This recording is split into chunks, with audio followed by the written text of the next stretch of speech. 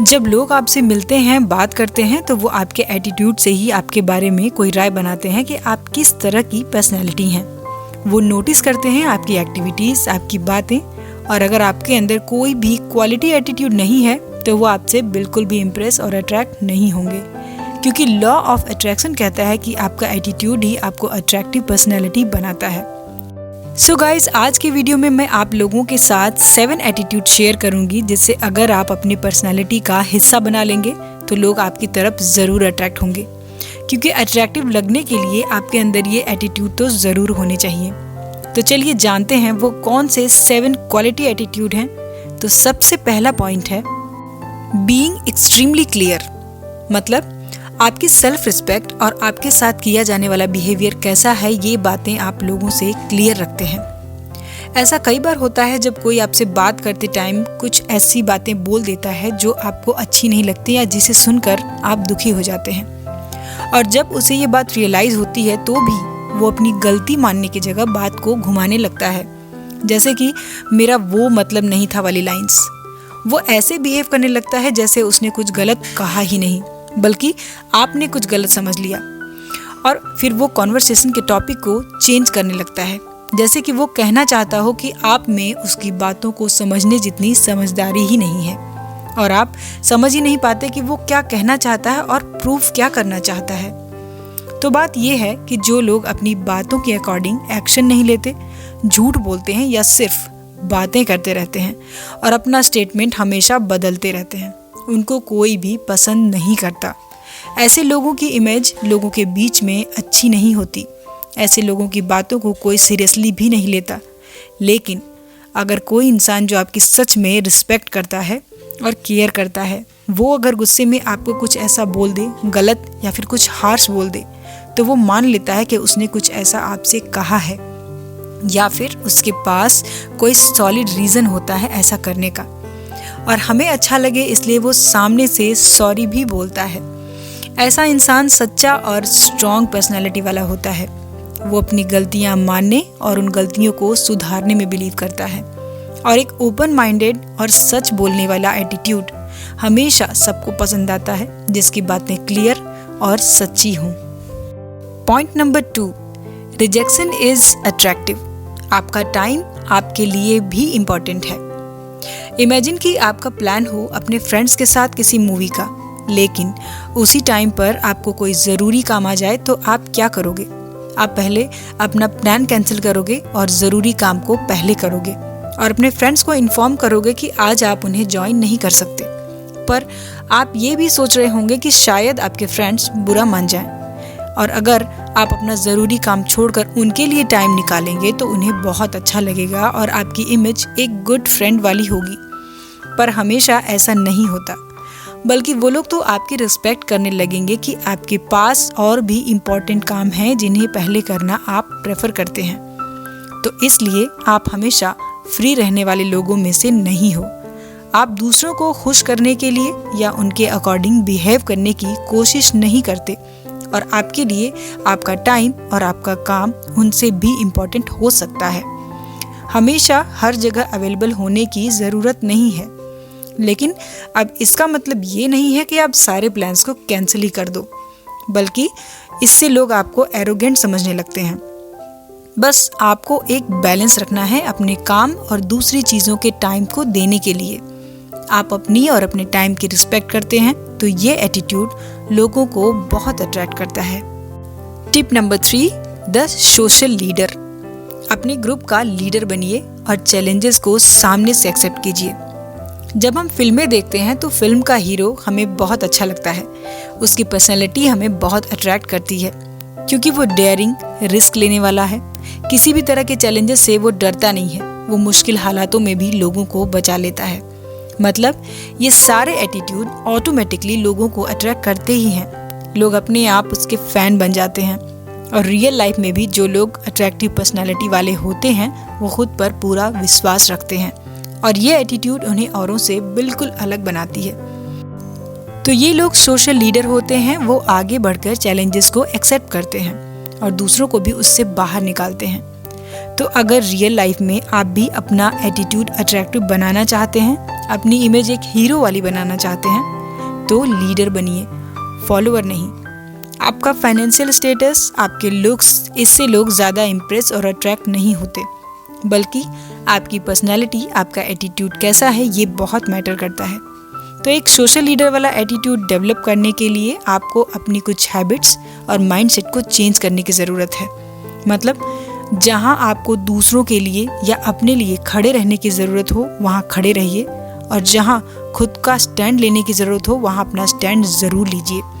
अपने ग्रुप का side character और साइलेंट वॉचर बनने के बजाय ग्रुप का लीडर बनिए, क्योंकि लोगों को लीडर्स अट्रैक्ट करते हैं। तो अट्रैक्टिव पर्सनैलिटी ना सिर्फ ग्रुप में बल्कि अपने सोशल सर्कल में भी लीडर होती है। Tip number 4, walk away attitude. आपकी बाउंड्रीज क्लियर होनी चाहिए। किसी के साथ अगर आपकी बहस हो जाती है तो उस बहस को वहीं छोड़कर हट जाते हैं या उसको कंटिन्यू रखते हैं, क्योंकि आपका उस बेकार की बहस को जारी रखना या वॉक अवे करना आपकी पर्सनैलिटी को डिफाइन करता है। वैसे भी किसी से फालतू आर्ग्यूमेंट से जहां आपकी वैल्यू ना की जाती हो, उससे अच्छा है कि आप वहां से हट जाएं। और ऐसे लोग कभी भी इस तरह के रिलेशनशिप्स को फिक्स करने की कोशिश नहीं करते, बल्कि वो ऐसे रिलेशनशिप से वॉक अवे कर जाते हैं, क्योंकि इस तरह से वो अपनी एनर्जी और टाइम को बचाते हैं। और ये सेल्फ रिस्पेक्ट एटीट्यूड आपको बहुत अट्रैक्टिव बनाता है। जबकि नॉर्मल लोग अपनी ऐसी बहस को जारी रखते हैं, खुद को सही साबित करने में लगे रहते हैं और अपनी सेल्फ रिस्पेक्ट और वैल्यू खोते रहते हैं। क्योंकि जब आप खुद को दूसरों के अकॉर्डिंग शो करते हैं तो लोग आपको फॉर ग्रांटेड ही लेते हैं और उन्हें ये बात समझ आ जाती है कि आपको उनकी नीड है और इस तरह से आप उनके ऊपर डिपेंड हैं, तो फिर लोग आपका फ़ायदा उठाने लगते हैं। इसलिए अगर उन्हें ये फील होने लगता है कि उनके साथ सही से बिहेव नहीं किया जा रहा है, तो वो चुपचाप ऐसे रिश्तों से खुद को दूर कर लेते हैं और सामने वाले को ये मैसेज मिल जाता है कि उन्हें आपके साथ वेल बिहेव करने की ज़रूरत है। आपकी सेट की हुई बाउंड्रीज उन्हें अच्छे से समझ आ जाती हैं। ऐसा वॉक अवे एटीट्यूड आपको एक अट्रैक्टिव पर्सनैलिटी बनाने में बहुत हेल्प करता है। Tip number 5, quite confidence. खुद ही खुद की तारीफ करने से हमेशा बचना चाहिए। कुछ लोगों की ना आदत होती है अपने बारे में बढ़ा चढ़ाकर बात करने की, और ऐसी बातों को वो बहुत कॉन्फिडेंटली करते हैं। लेकिन इस तरह का कॉन्फिडेंस हमारे लिए बिल्कुल ठीक नहीं है। ये कॉन्फिडेंस हमें ज़रूर अवॉइड करना चाहिए, क्योंकि अपनी तारीफ खुद से ही करते जाना ये लोगों को पसंद नहीं आता। फॉर एग्जाम्पल, कोई अपनी सक्सेस के बारे में बहुत बढ़ा चढ़ाकर बातें कर रहा हो, आपको अपनी अचीवमेंट्स के बारे में बता रहा हो, तो किसी को भी इस बात को सुनने में इंटरेस्ट नहीं होगा कि आप कितना कमाते हो या आप छुट्टियों में कहाँ जाते हो। लोग आपके पैसे, आपकी लाइफस्टाइल से उतना अट्रैक्ट नहीं होते जितना आप सोचते हैं। आप मार्क ज़करबर्ग की फ़ोटोज़ वगैरह तो देखते ही रहते होंगे। उन्हें देखा है आपने कितने सिंपल कपड़ों में होते हैं और शो ऑफ जैसी हरकतें तो बिल्कुल नहीं करते। तो क्या उनके पास पैसों की कोई कमी है? नहीं ना। लेकिन ये उनका क्वाइट एटीट्यूड है जो उन्हें अट्रैक्टिव बनाती है। और एक कहावत भी है कि simple living and higher thinking, मतलब आप कितने अमीर या कितने रईस हैं ये आपकी थिंकिंग और आपकी एटीट्यूड से दिखना चाहिए, ना कि आपके पैसों से। अगर आपके पास बहुत पैसे हैं लेकिन आप शो ऑफ ना करके सोसाइटी के कामों में लोगों की हेल्प करते हैं, और तब लोगों को पता चलता है कि आप कितने अच्छे इंसान हैं, इससे लोग अपने आप आपकी रिस्पेक्ट करने लगते हैं। ना कि खुद पर अपनी तारीफ और अपने पैसों का दिखावा करके आप अट्रैक्टिव लगोगे। Point number 6, imperfectly perfect. गलती करना हमारा नेचर है और गलतियों से सीख कर आगे बढ़ना एक स्ट्रॉन्ग पर्सनैलिटी है। जब कोई ऐसी पर्सनैलिटी हमारे सामने आ जाती है जो हमें एकदम परफेक्ट लगती है, तो हम उससे बात करने में ज़्यादा कंफर्टेबल फील नहीं करते, क्योंकि हम उससे रिलेट नहीं कर पाते। क्योंकि प्रेटफॉल कहते हैं कि अगर आप मिस्टेक करते हैं तो लोग आपसे ज़्यादा अट्रैक्ट होते हैं, क्योंकि उन्हें हम उन्हीं के जैसे लगते हैं। कुछ रिसर्च भी इस तरफ इशारा करती हैं, और पूरी तरह से परफेक्ट तो शायद ही कोई हो। गलतियां हम सबसे होती हैं, लेकिन कुछ लोग अपनी गलतियों को छुपाने के लिए किसी भी हद तक चले जाते हैं कि अगर लोगों को पता चला तो क्या होगा, पता नहीं वो मेरे बारे में क्या समझेंगे, जैसे कि वो एकदम परफेक्ट हों। लेकिन एक स्ट्रॉन्ग पर्सनालिटी वही है जो अपनी गलतियों को माने और सामने से एक्सेप्ट करके उसे सही करने की हिम्मत दिखाए, क्योंकि दूसरों में गलतियां निकालना आसान है, पर खुद की मिस्टेक्स को मानना और सुधारना ये एक चैलेंजिंग काम है। और इस एटीट्यूड को अपने बिहेवियर में ऐड करने से लोग आपसे रिलेट कर पाते हैं कि आप भी उन्हीं के जैसे अपनी बैड हैबिट से स्ट्रगल कर रहे हैं। और इस तरह का एटीट्यूड आपको लोगों में अट्रैक्टिव बनाता है।